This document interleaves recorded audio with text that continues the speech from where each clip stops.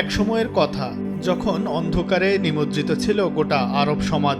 অন্যায়, অনাচার, অবিচার আর হানাহানি হয়ে উঠেছিল মানুষের নিত্যদিনের সঙ্গী। কন্যা শিশুকে জীবন্ত কবর দেওয়া থেকে শুরু করে দুর্বলদের উপর অত্যাচার, মানবিকতার চরম বিপর্যয় নেমে এসেছিল সমাজে।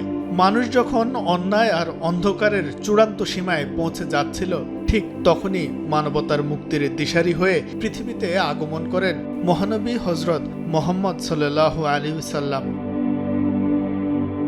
হজরত মুহাম্মদ সাল্লাল্লাহু আলাইহি ওয়াসাল্লাম 570 খ্রিস্টাব্দে 12ই রবিউল আউয়াল মক্কা নগরীতে জন্মগ্রহণ করেন। তার পিতা আব্দুল্লাহ এবং মাতা আমিনা। শৈশব থেকে সত্যবাদিতা ও বিশ্বস্ততার জন্য পরিচিত ছিলেন তিনি। 40 বছর বয়সে হেরা গুহায় তার উপর কোরআন নাজিল হয়। এরপর ধীরে ধীরে সমগ্র মানবজাতির কাছে পৌঁছে দিতে থাকেন এক আল্লাহর একাত্মবাদের বাণী, সত্য, ন্যায় ও মানবতার বার্তা। সত্যের বাণী প্রচার করতে গিয়ে মহানবী হজরত মুহাম্মদ সাল্লাল্লাহু আলাইহি সাল্লামকে অসংখ্যবার সহ্য করতে হয়েছে নির্যাতন ও বাধা।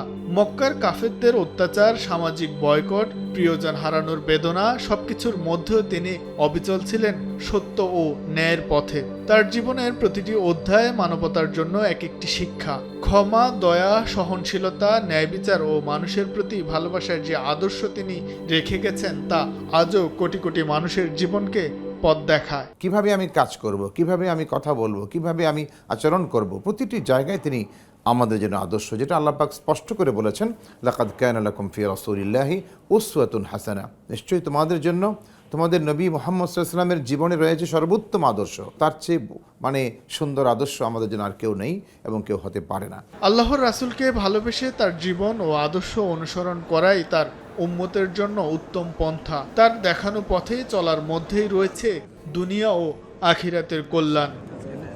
শাহিন আলম, সময় সংবাদ, ঢাকা।